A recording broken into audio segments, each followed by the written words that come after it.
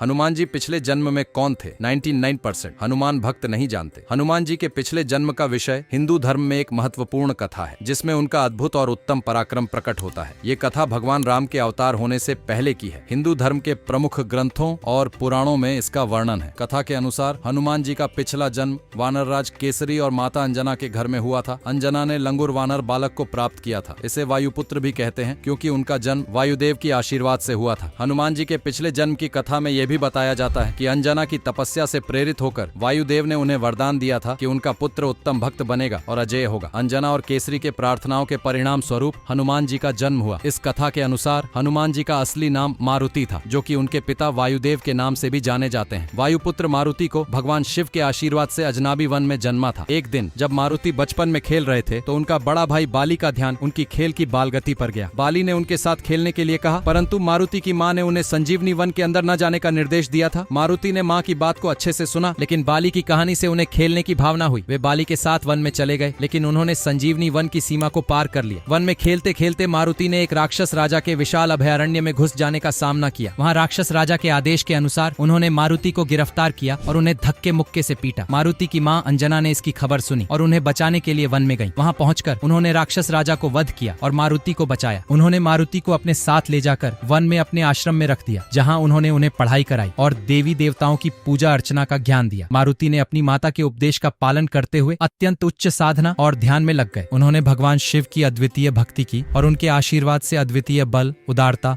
और उच्च साधना को प्राप्त किया। एक दिन भगवान शिव ने मारुति को आशीर्वाद दिया कि उन्होंने इस संसार में उनके अवतार रूप में उत्तर प्रदेश के अयोध्या में भगवान राम की सेवा करने का सौभाग्य प्राप्त करेगा। इस प्रकार मारुति का जन्म होने के बाद भी उन्होंने भगवान राम की सेवा करने का संकल्प किया। वे हनुमान के रूप में अवतरित हो गए, जो कि भगवान राम के सबसे विश्वसनीय और अनुयायी भक्त बन गए। इसी प्रकार हनुमान जी ने भगवान राम की सेवा करते हुए उनके लिए अनेक अद्भुत कार्य किए और उनकी सभी संकटों को दूर किया। उनका नाम और महिमा हिंदू धर्म में अमर है और उन्हें अद्वितीय पूज्यता और सम्मान प्राप्त है। अधिकांश हनुमान भक्त ये जानकर नहीं कि वे पिछले जन्म में वायुपुत्र मारुति थे। यह उनके पिछले जन्म का एक अहम और महत्वपूर्ण संदर्भ है, जिससे उनकी भक्ति और उनका पराक्रम समझा जा सकता है। इसका अध्ययन और विश्वास हनुमान के भक्तों को अधिक प्रेरित कर सकता है और उन्हें उनके आदर्श और धर्म के प्रति अधिक समर्पित बना सकता है।